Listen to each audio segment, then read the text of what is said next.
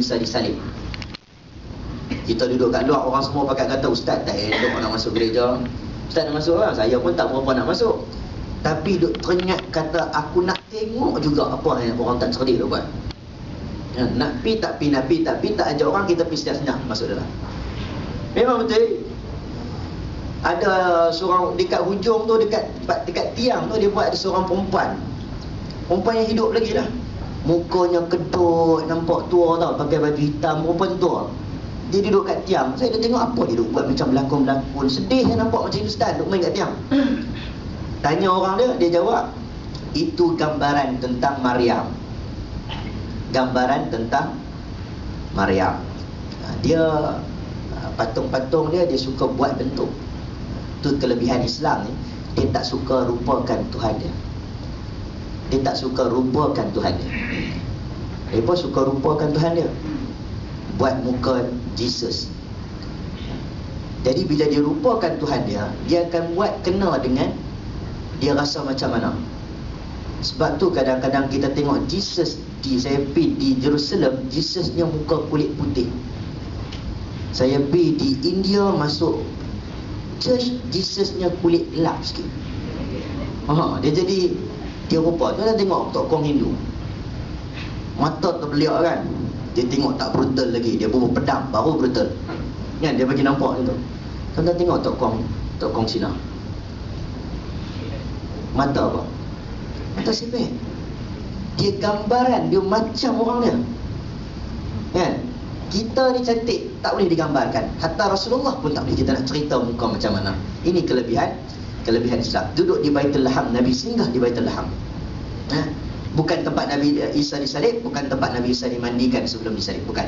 Tapi kita faham tempat Nabi Isa dilahirkan. Nabi singgah di situ. Dalam perjalanan Nabi nampak 2-3 kes. Nabi nampak, antaranya Nabi nampak satu geng, satu kumpulan manusia yang pergi ke tembok. Dia hempuk kepala dia kat tembok. Dia hempuk kepala dia kat tembok, pecah kepala. Hempuk kepala kat tembok, pecah kepala. Hempuk kepala kat tembok, pecah kepala. Pecah kepala jadi balik, tak mati-mati. Yang mati kat dunia ni, kita hempuk kepala mati. Dekat hari akhirat tak ada mati selama-lamanya. Dia hempuk, pecah, jadi balik. Nabi takut. Nabi tanya Jibril, siapa dia tu? Jibril jawab, tu orang-orang yang malas nak semayang waktu hidup di dunia. Subhanallazi asra bi 'abdi lailan minal masjidil haram. Malam hari, lailam. Ulama kata benda ni tak jadi siang. Lailam minal masjidil haram ilal masjidil aqsa. Dulu ni Masjidil Haram, nama Masjidil Haram ni, mana ada zaman Nabi Masjidil Haram? Dia Kaabah. Bentuk yang dikata kawasan Masjidil Haram tu bila yang dibuat?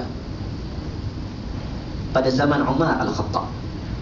Umar yang buat had. Tapi ayat ni turun minal Masjidil Haram, orang faham sekeliling Kaabah. Had batasan tu tak tahu. Kita pergi Makkah, kita nampak tak had batas Masjidil Haram? Nampak? Bangunan ni Masjidil Haram. Had ni bukan dia, had ni Masjid Kucing orang panggil. Had ni apa dia? Had ni Zamzam Tower. Had ni apa dia? Had ni tempat lain. Masjidil Haram, kawasan. Tanah haram lain, Masjidil Haram lain. Maka Nabi sampai minal Masjidil Haram ilal Masjidil Aqsa. Al-Aqsa bermaksud, tengok cepat dia masuk jalan. Laju tu yang sebenarnya. Al-Aqsa belum naik langit ni noh. Al-Aqsa bermaksud jauh. Bahasa Arab. Jauh daripada mana? Jauh daripada Mekah. Nabi sampai di Al-Aqsa. Al-Aqsa ni, Masjidil Aqsa ni, dulu dia hanya tiang-tiang. Kalau kita masuk pergi Masjidil Aqsa, dia dah ada masjid dah, rupa yang cantik lah. Cantik masjid tu. Di sebelah Masjidil Aqsa, dalam satu kawasan, ada satu masjid, Masjid Qubbatus Sakhra, yang bumbung warna emas tu. Nampak cantik tu. Kalau kita nak masuk ke Jerusalem, nak masuk ke Baitul Maqdis tu, kita nak pergi Masjid Aqsa, kita akan lalu highway, naik bukit, turun bukit, dan nampak Al-Quds tu, nampak kubah dia bersinar cantik. Allahu Akbar. Kita tengok, kita sedih. Macam kita tengok Masjid Nabawi, tengok Kaabah baru first time sampai nampak Kaabah, ya Allah, seronok. Sama macam tu, dia turun bukit, nampak Allahu Akbar. Oh no, sopa macam zaman dulu-dulu kita nak main Kuala Lumpur kan, lalu kot jalan duta. Turun bukit nampak KLCC dengan menara KL. Allah, KL. Dulu lah orang Penang jakun sikit kan.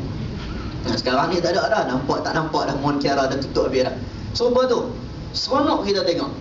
Kawasan dia, keluasan lebih kurang tak salah 11,000 kaki macam tu. Tak ingat dah berapa keluasan dia. Al-Quds tu satu keluasan yang mana kalau kita solat di mana-mana pun, celah pokok ke, kat depan pintu tangga ke, tetap dapat ganjaran 500 kali ganda. Tak semestinya semayang dekat Masjid Aqsa. Semayang di Masjid Qubbatus Sakhra yang bumbung mah pun dapat 500 kali ganda. Sebab itulah ada orang tulis dalam internet, dia kata Yahudi telah menipu kita. Dia pandai-pandai lah. Yahudi telah mencipta Masjid Qubbatus Sakhra, sedangkan itu bukan Masjid Aqsa. Masjid Aqsa di belakangnya. Betul lah, memanglah Masjid Aqsa belakang, Masjid Qubbatus Sakhra depan. Hakikatnya satu keluasan tanah tersebut semuanya tanah suci Al-Quds. Bagi orang beriman, dia kena faham tanah suci Al-Quds lebih bernilai daripada tanah kita sendiri. Lebih bernilai pada tanah kita sendiri. Sebab tu dah bila ada orang nak ambil satu kaki Masjid Al-Quds, kita ada berapa ekar tanah kat Kuala Kedah, contohlah. Aku bagi tanah Kuala Kedah, jangan ambil tanah Al-Quds. Itu akidah dia. Sebab tanah Al-Quds sama taraf dengan Haramain, tanah suci Mekah dan tanah suci Madinah. Kita sampai di situ, Nabi pun sampai. Nabi waktu tu Masjid Aqsa dia berupa macam tiang-tiang. Masjid ni apa maksud dia? Sajadah, sujud. Tambah mim kat depan, jadi tempat sujud. Dia macam katabah, tulis. Maktabah, tempat kumpulan penulisan, jadilah library. Ta'ama, makan. Mat'am, jadi restoran. Pergi negara Arab nampak mat'am, restoran, tempat makan. Sajadah, tempat sujud. Masjid, tempat sujud. Maka Nabi sampai di Masjid Al-Aqsa. Waktu tu Nabi ikat burak Nabi. Nabi masuk ke dalam, Nabi solat 2 rakaat. Nabi solat 2 rakaat, Nabi jadi imam kepada para anbiya. Lepas jadi imam kepada para anbiya, orang pun tanya, semayang apa? Nabi semayang, Nabi belum naik atas lagi langit tu. Nabi semayang apa? Semayang? Ya. Sini fil crowdin, tengok tengah sawit ni. Tengok bangsa maju ni ada. Nabi semayang apa? Tahiyatul masjid. Nabi semayang sunat. Nabi semayang sunat. Sunat apa? Wallahu a'lam. Kita tak tahu. Setengah kata sunat tahiyatul masjid sebab sampai Masjid Al-Aqsa. Tapi semayang tu macam mana? Wallahu a'lam. Sebelum daripada Isra memang ada solat yang diwajibkan. Itu perbahasan para ulama. Ada kata kita hanya diwajibkan solatul lail, solat malam 2 rakaat. Ada kata kita hanya pendapat kedua, kita diwajibkan solat subuh 2 rakaat, solat asar 2 rakaat. Itu pendapat kedua.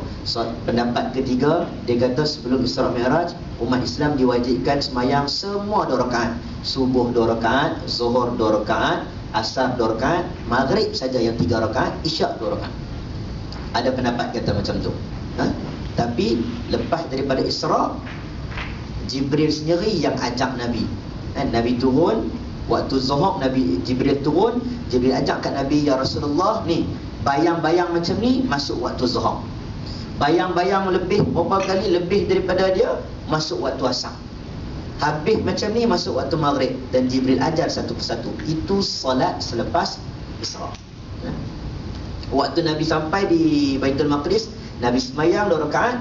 Kemudian Nabi keluar, Nabi dipertemukan dengan khamar dan juga arak dan juga susu. Mai susu, mai arak. Nabi nak pilih mana?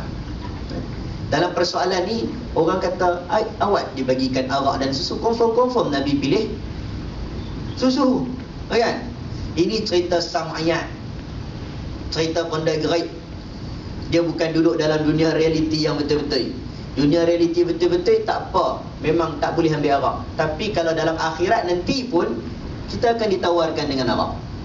Dalam akhirat, dalam syurga nanti nak minum arak, silakan. Minumlah berapa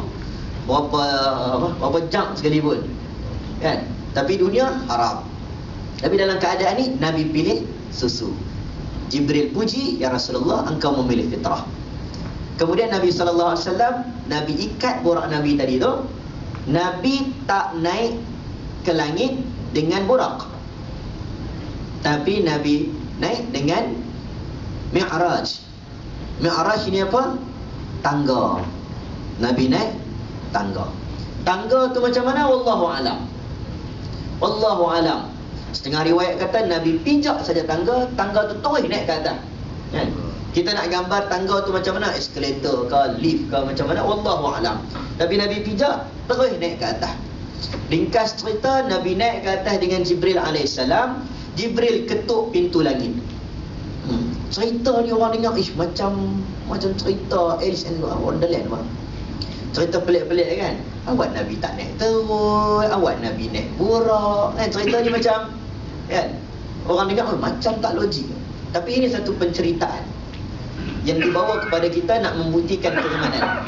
Sebab itulah ulama kata, hampir ijma' para ulama mengatakan siapa yang menolak Isra' wal Mi'raj boleh jatuh kufur. Siapa tolak Isra' wal Mi'raj boleh jatuh kufur. Nabi naik straight, ketuk pintu langit pertama. Jibril bagi tahu, ni aku bawa Rasulullah sallallahu alaihi wasallam. Dibuka pintu langit pertama, berjumpa dengan Nabi Adam alaihissalam. Nabi Adam. Nabi Adam ni dia duduk, belah kanan dia ada satu geng, belah kiri pun ada satu geng. Satu kumpulan manusia. Dia tengok belah kanan, dhahika, dia gelap. Dia tengok belah kiri, baka, dia menangis. Tanya kepada Adam, kenapa kau tengok belah sini kau seronok, tengok belah sini kau menangis? Maka Adam jawab, belah sini ahli syurga, belah kiri ni ahli neraka. Aku sedih dengan anak cucu keturunan aku yang ahli neraka. Adam yang pertama. Kemudian Nabi naik lagi, Nabi naik ke langit kedua. Nabi jumpa dengan Nabi Isa alaihissalam. Nabi Isa alaihissalam dengan Nabi Yahya. Yahya bin Zakaria. Nabi Yahya anak kepada Nabi Zakaria. Ya Zakaria, inna nubashiruka bi ghulamin ismuhu Yahya lam naj'al lahu min qablu samia. Wahai Nabi Zakaria, kami beri kepada engkau anak bernama Yahya. Sebelum ni tak ada orang nama Yahya. Nama spesial Allah bagi kat Nabi Zakaria untuk bukan anak dia. Sekarang ni ada orang nama Yahya tak? Ada? Tak ada yang budak-budak, yang kecil-kecil yang cerita. Ada lagi orang nama Yahya? Tak ada, ada. Yakub ada? Tak ada. Nama apa? Nama semua glamour kan. Harun ada, Harun apa? Harun dia kenal. Tapi kalau budak-budak tak berbual dengan nama Harun aja dah. Kalau Harun pun orang tukar nama Aaron lah ni. Nabi-nabi ni. Nama Yahya special Allah bagi. Kemudian naik langit berikutnya, dia jumpa Nabi, saya tak ingat dah. Dia jumpa Nabi Idris, Nabi Harun dulu kan, Nabi Idris dulu kan. Tapi dia jumpa Nabi Harun. Nabi Harun dia tengok, segak Nabi Harun. Matanya besar. Janggut Nabi Harun ni sampai ke pusat. Nampak hebah Nabi Harun. Nabi Harun orang yang pandai cakap, orang yang petah berbicara. Dia diturunkan oleh Allah disebabkan hendak membantu Nabi Musa. Nabi Musa ni lidah dia pendek. Lidah dia pendek, dia nak cakap tu tak berapa nak pandai. Saya pun lidah tak berapa nak panjang, sebut ash jadi ash, tak berapa nak boleh kan? Tapi Nabi Musa lagi tak boleh, sehingga dia baca doa yang kita dah baca bila baca Quran, Rabbi syrah li sadri wa yassir li amri wahlul 'uqdatam min lisani. Mudahkanlah telur lidah aku. Nabi Musa minta Allah sampaikan Harun pembantu Nabi Musa. Lah Nabi naik lagi, Nabi jumpa Nabi Yusuf alaihissalam. Nabi Yusuf orang yang Nabi kata, aku tengok pada Nabi Yusuf diberikan keindahan oleh Allah SWT. Nabi Yusuf ni segak, handsome, comel Nabi Yusuf AS. Ya? Kalau tengok Nabi ini, Nabi Muhammad puji. Kalau setiap Nabi semua handsome, setiap Nabi semuanya segak dan tampan, cantik pada zaman dia. Kita tak boleh kata Nabi itu tak elok. Semua Nabi kebanyakannya tampan, hampir ke semua. Tapi Nabi Yusuf ni terkenal dengan ketampanan. Sebab itulah kalau kita tengok ada orang mengaku jadi Nabi zaman sekarang, tengok dia handsome tak handsome. Sampai tahap macam tu lah ulama kata tengok handsome tak handsome, macam mana boleh mengaku jadi Nabi, kan? Dia segak dan tampan. Nabi Yusuf punya handsome ni memang sangat-sangat handsome. Orang perempuan yang goda Nabi Yusuf, setengah panggil nama Zulaikha, setengah kata bukan nama Zulaikha, tak apa. Dia orang perali dah, yang dia pergi dapur istana. Dia dah kantoi sebab dia mengorat Nabi Yusuf, dia goda Nabi Yusuf. Pergi dapur istana, orang kata, apalah kau ni, malu perempuan lah, mengorat lelaki, goda lelaki. Dia pun segan dengan orang semua. Baiklah orang dapur istana, semua pegang pisau, tengok. Pegang pisau seorang-seorang. Semua pegang pisau. Dia pergi panggil Nabi Yusuf datang. Mai Nabi Yusuf, orang perempuan pun tengok Nabi Yusuf. Tengok Nabi Yusuf, ya Allah punya saikah dengan Nabi Yusuf. Wa qatta'na aydihim. Mereka memotong jari mereka. Tak sedap punya handsome dengan Nabi Yusuf sampai terpotong jari mereka. Ma hadza basyara illa malakun karim. Ini bukan manusia, ini malaikat. Orang perempuan dengar dapat panggil macam tu. Tengok orang handsome yang tu dia. Tengok drama setiap hujung nyawa handsome nyawa. Tengok apa Adam dan Hawa handsome nyawa. Terpotong jari, mak terpotong jari, siapa handsome hero. Jangan buat panggil tu. Dia jadi macam tu. Tapi Nabi Yusuf memang handsome, memang berlaku. Handsome dengan Nabi Yusuf. Kemudian Nabi naik jumpa dengan Nabi Musa AS. Nabi Musa adalah Nabi yang paling banyak disebut dalam Quran. Nama Nabi yang paling banyak disebut dalam Quran, Musa. Nabi Musa AS. Kemudian Nabi nampak rambut Nabi Musa ni lebat. Dia pakai kain selendang di atas kepala dia, 2 helai. Tapi Nabi kata nampak juga rambut tu macam nampak tebal lagi rambut dia. Rambut Nabi Musa lebat dan tebal. Kemudian Nabi naik lagi. Akhirnya Nabi bertemu dengan Nabi Ibrahim AS di langit ke-7, tak salah. Dalam riwayat setengah kata 6, setengah kata 7, tapi yang lagi kuat kata di langit ke-7. Sebab nampak Nabi Ibrahim sedang bersandar di Baitul Ma'mur. Dalam syurga kita duduk macam mana? Duduk macam ni ke? Tak.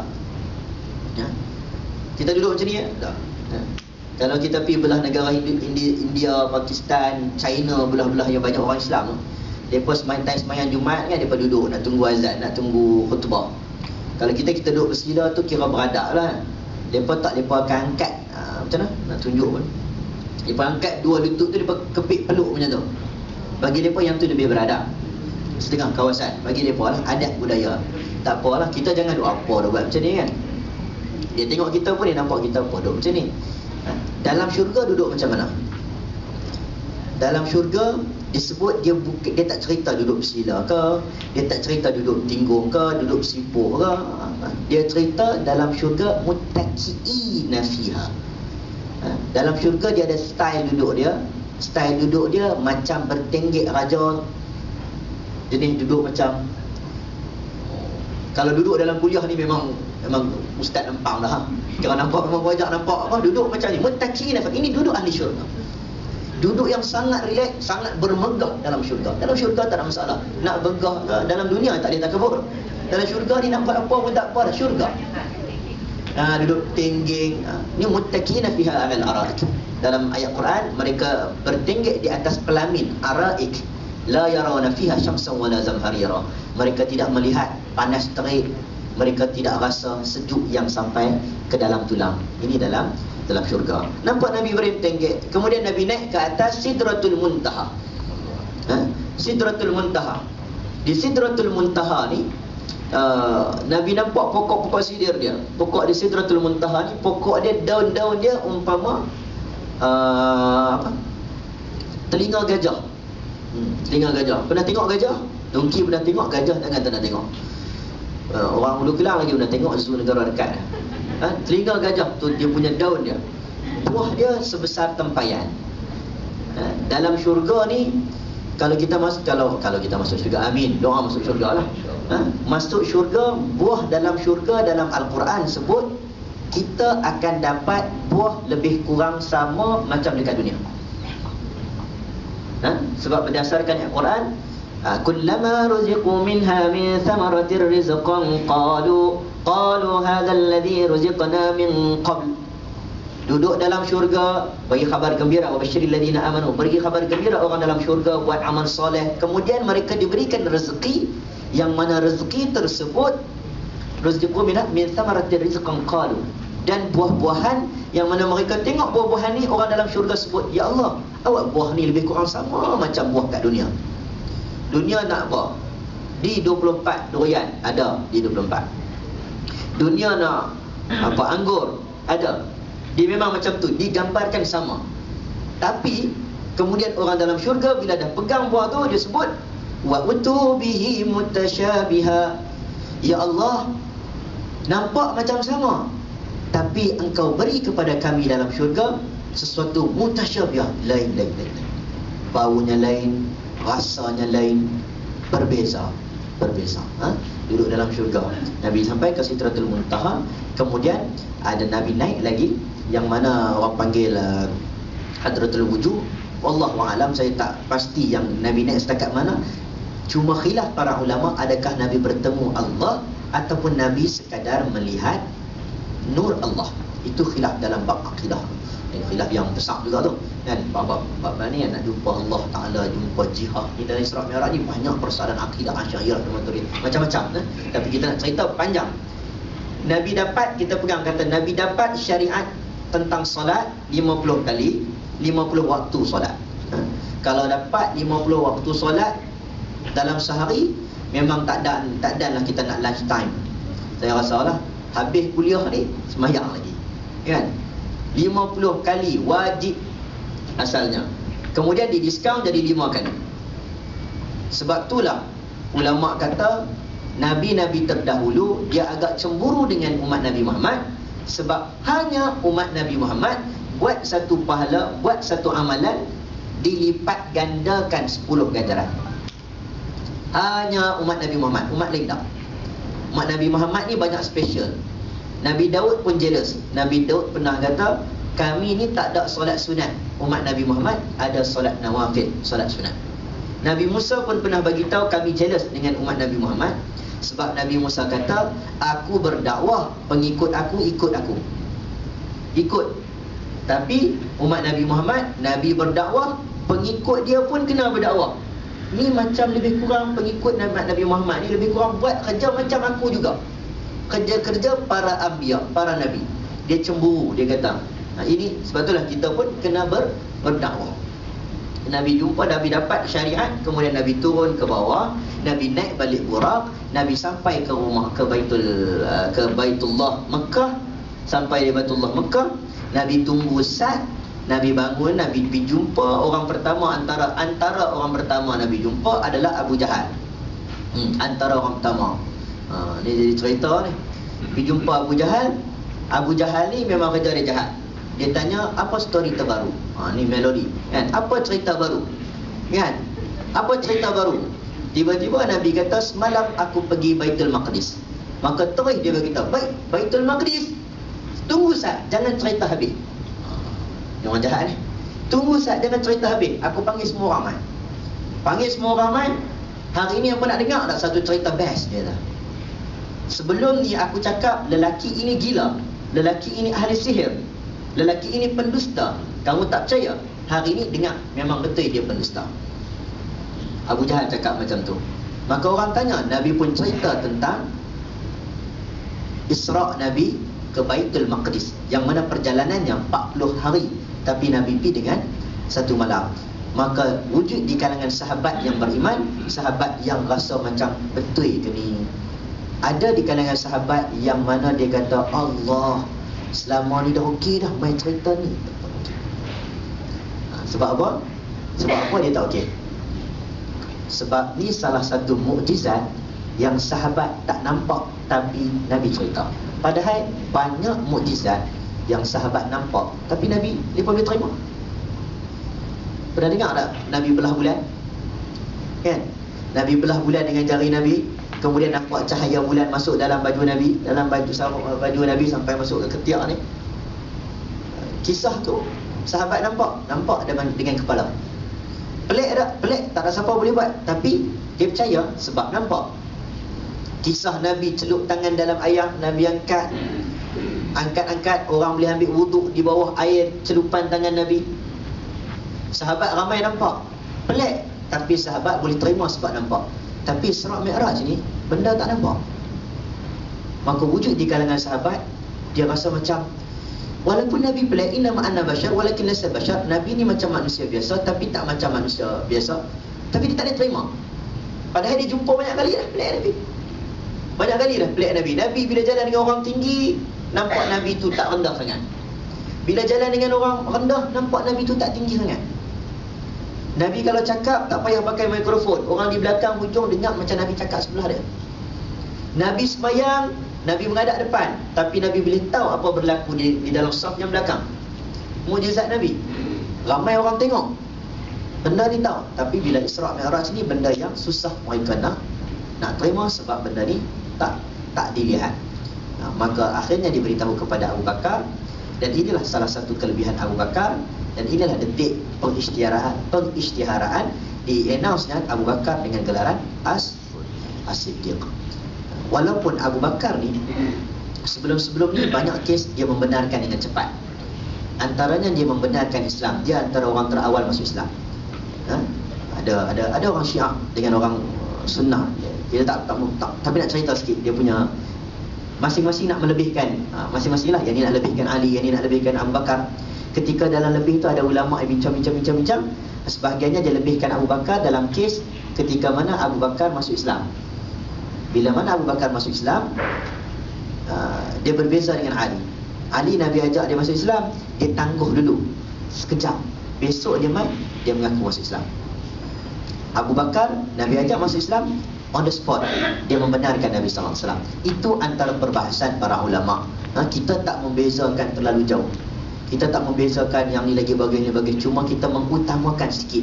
Abu Bakar ke atas Umar, Umar ke atas Osman, Osman ke atas Ali. Kita membezakan sikit. Tapi kita tak mencerca mana-mana para sahabat Nabi radhiyallahu anhu.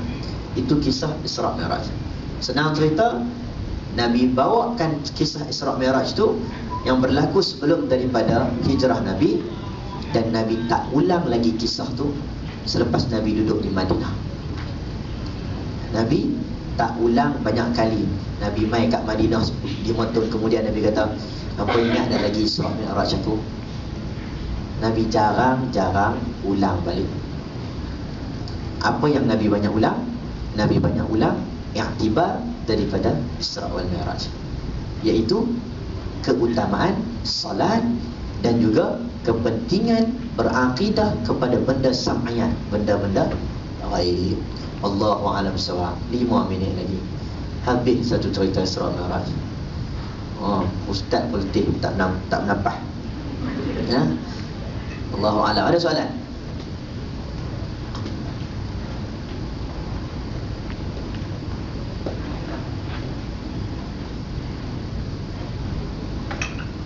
Alladhi barakna haulahu.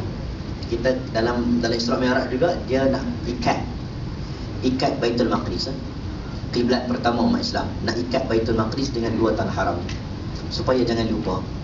Alladhi barakna haulah, bumi yang mana Allah kata sekitarnya berkat. Ada ulama kata berkat dengan sebab banyaknya kubur para anbiya. Kebanyakan para anbiya daripada duduk di Palestin. Nabi Muhammad yang tiba-tiba duduk di belah tanah Hijaz ni, belah Arab. Pagi sekarang ni Arab Saudi. Dulu dekat Palestin para anbiya. Nabi seorang yang Arab Quraisy. Nabi nak ikat alladhi barakna haulah, bumi yang subur. Setengah pendapat setengah pendapat kata barakna haulah, bumi yang subur sekelilingnya. Kalau kita pergi Jerusalem, kita pergi Baitul Maqdis, kita boleh makan buah-buah sedap. Dia memang dari sudut makan buah ni memang okey. Tanahnya subur. Kalau surah At-Tin wa Zaitun, Wat-Tin wa Zaitun, kan, surah Wat-Tin, daripada mana Allah ambil buah Wat-Tin untuk Allah jadikan lafaz qasam, lafaz sumpah? Allah ambil daripada pokok tin di Bukit Tursina. Daripada mana Allah ambil perkataan Wat-Tin wa Zaitun, pokok zaitun? Allah ambil daripada beberapa pokok zaitun yang terdapat di Baitul Maqdis. Kalau kita duduk dalam tanah Al-Quds, kita angkat kepala sikit, kita boleh nampak di belakang tu ada bukit. Orang panggil Bukit Zaitun. Atas dia ada pokok-pokok zaitun. Kalau siapa nak tangkap gambar Baitul Maqdis yang cantik yang kita duk tengok, kalau orang nak tangkap gambar, biasanya orang duduk atas Bukit Zaitun, orang nampak belah bawah. Itulah pokok-pokok zaitun yang ada terdapat berkat kepadanya. Allahu a'lam bissawab. Masa tak ada soalan kot. Semua dengar, tidak tahu dengar lah. Apa pun dah. Ustaz tak ada cerita lain. Cerita surah Mi'raj je. Cerita Allah, cerita dalam Quran. Kita cerita sepanjang zaman. Yang pentingnya tentang solat. Solat Nabi sebut sehingga Nabi hampir wafat pun Nabi sebut as-salat, as-salat, as-salat. Nabi sebut solat lah umatku, jangan tinggal solat. Itu kepentingan solat. Solat ni dia mendahului segalanya. Muaz bin Jabal pergi ke Yaman, dia tanya, ya Rasulullah, aku nak ajak apa ke orang Yaman ni? Nabi kata, ajak la ilaha illallah Muhammadur Rasulullah. Muaz tanya, ya Rasulullah, lepas ajak syahadah, Nabi kata, jangan ajak benda lain lagi, ajak mereka solat. Ajak mereka solat. Tegakkan solat dalam rumah, tegakkan solat dalam keluarga, tegakkan solat dalam satu tempat. Hidupkan solat, dia akan senang kepada benda lain. Seperti mana peristiwa Umar Al-Khattab, orang datang jumpa Umar, orang mengadu tentang jiran rumah dia. Ya Umar, jiran aku ni suka ganggu aku. Umar tanya, jiran kau tu semayang tak? Alhamdulillah, dia semayang dengan family dia elok. Umar kata, hang balik dululah. Balik dulu, aku urusan lain banyak, hang balik dulu, sabar Ustaz. Dia main lagi, ya Umar, aku ni family, jiran sebelah aku duk kacau apa lagi? Dia tak hormat jiran.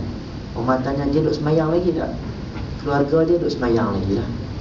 Umar kata, aku pun tak sempat, tak apa, hang balik dulu, sabar Ustaz, nanti main lagi kalau ada apa-apa. Dia main komplain 3-4 kali. Umar suruh balik. Dia tanya juga, dia tu semayang tak? Semayang. Sampai kali ke berapa, satu hari dia datang, wahai Umar, alhamdulillah, keluarga tersebut dah mula bermesra dengan keluarga kami. Dia tidak lagi mengganggu hak-hak kami. Dia tanya, Umar, pasal apa kau suruh balik? Tak semua orang sembahyang tu betul. Baik. Umar kata, aku pernah dengar Nabi pernah beritahu solat tu boleh mencegah kemungkaran. Aku rasa tak lama lagi aku dapat rasa macam seolah-olah keluarga tu akan baik dengan dia mendirikan solat. Sebab itulah kita bila hubungan dengan orang, dengan jiran, dengan apa, dia boleh buat naya dengan kita. Tak heran dia boleh buat naya dengan kita. Kalau dia dengan Allah pun dia tak kisah. Hubungan dengan Allah tak kisah. Kita dengan suami kita, kita nak percaya tak percaya. Tengok dia tak semayang. Dengan Allah dia boleh bohong, dengan kita ke belakang lagi macam-macam. Allahu a'lam bissawab. Mohon maaf dah berlaku kesalahan bahasa tu kurang tak kena. Serah kepada Haji Zainuddin juga. Jazakallah khairan katsira kepada Ustaz Imam Muda Ashraf daripada Bami. InsyaAllah apa yang Ustaz sampaikan tadi moga kita dapat peraman dalam kehidupan kita seharian. Wabillahi taufiq wal hidayah. Assalamualaikum warahmatullahi wabarakatuh.